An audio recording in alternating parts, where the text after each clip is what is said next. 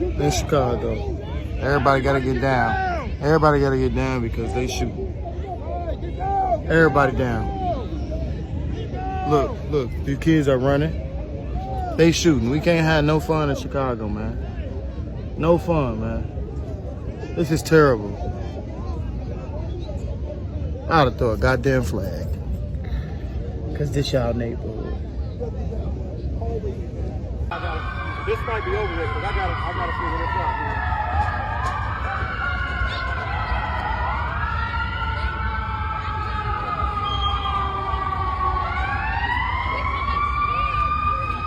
That's so sad, bro. It is. It's really sad that we've normalized violence and problems and issues, and we've normalized it so much so to the point to where there are people that are actually advocating against making Chicago safer. And this isn't even just about Chicago.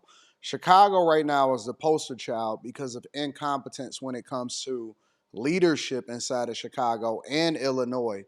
And politicians have monetized crime and leveraged these liberal talking points in order to maintain power and also continue to make sure that they got a job, so much so to where they're against the president of the United States of America, saying that if you look at the crime statistics and you pay attention to the idea that over 50 something, 57 people got shot, 9 people got killed over the past weekend, and it's been like this for years and years and weeks and weeks and months and decades.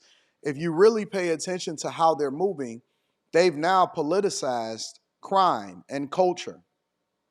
Woman yesterday said on a video that, oh no, we can fix it ourselves. We don't need nobody coming in here. That's just a trauma response. That's just something that was put into you. That's not real. That's not something that you actually believe. And so now we've gotten to the point where people feel so comfortable or they're so used to having crime in their communities that it's not something that's out of the ordinary. And so people are just used to sirens. I remember when I was in the hood a long time ago, prior to things getting exponentially better here in Detroit. It's not perfect, but it's definitely a lot better than it used to be. And I remember that it was normal to just hear sirens, so much so to where when I eventually moved to a better neighborhood or a better space to hear the quiet without all of the sirens, it was weird. I couldn't sleep for the first few nights because that was normalized. And this is what you then see inside of these hoods. A lot of these people honestly got PTSD in the same way that you would in the war zone because they live in war zones.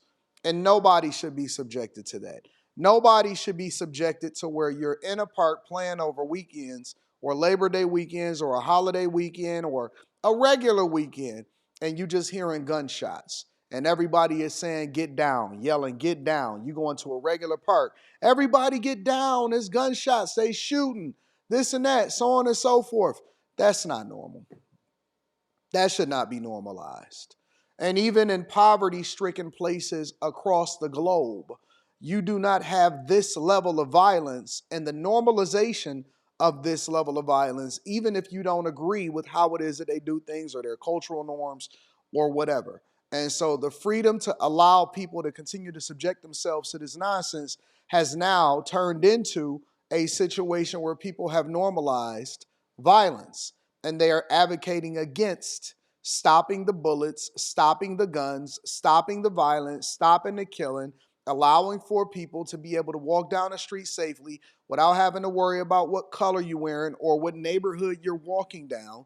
And then you have to be situationally aware because you know that it's somebody that's plotting to carjack you, or like last weekend, a bunch of shootings happened literally right around the block and across the street from a police officer and a police department and a police headquarters, and they're removing ShotSpotter, and they're so focused on making sure that they feed into the narrative that we hate the president of the United States of America, that they're willing to throw themselves under the bus to do so. And you know, it's like a bad relationship. It's like a woman that's willing to hurt herself in order to hurt you. That's what you see, except for you're not hurting the president of the United States of America. You're not hurting citizens that don't live within the inner city. You're only continuously hurting yourself and your children and your safety and your schools and the environment that you live in.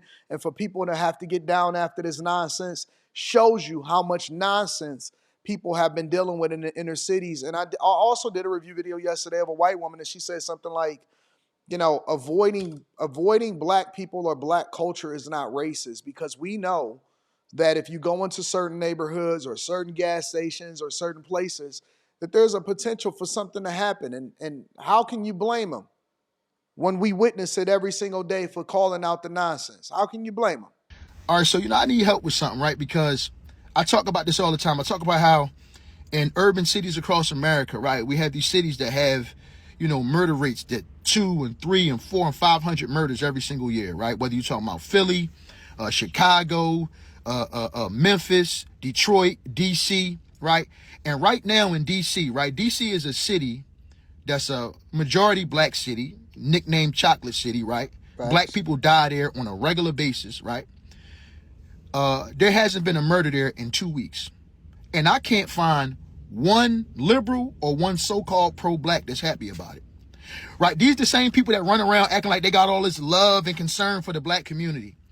And I can't find one that's happy about the fact that there are no black people being murdered in DC right now. Right? If the Trump administration said, you know what, we're going to stop our efforts, we're going to pull back the National Guard, we're just going to, we're going to let DC just be DC. They would celebrate that shit. And do you know what would happen? It would go right back to murder, mayhem, death, and fucking destruction. That's what would happen. And I'm of the opinion now that this is what they want. Because the idea that the city with the 4th highest murder rate, the murders just stopped.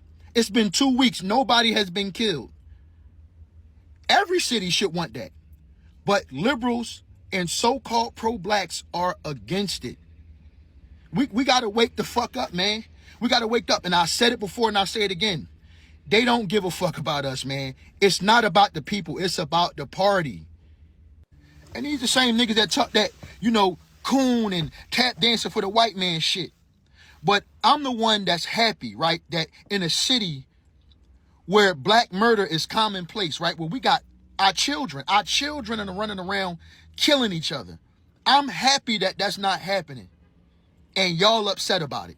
But I'm the one that's the sellout. It's me. I'm the problem. Y'all got to come up with some new material, man. And y'all got to start getting on the right side of these issues. Some shit is just common sense. Y'all go against anything Donald Trump does, even if it's beneficial for you. It's something wrong with that. Yeah, it is. And I think it's arrested development. It's also liberal fatigue. It's our cultural norms. People will literally call me out of my name because I believe that every city should have safety and security. And that is one of the few things that you deserve as a human being, is the right to be safe in your own neighborhoods and your own communities. And so I bring visibility to problems. And then the Trump administration is using this as an example. They're using DC as a blueprint for how you can, at some point, at the very least, clean up these cities and get them to the point to where people will be safe walking around in them.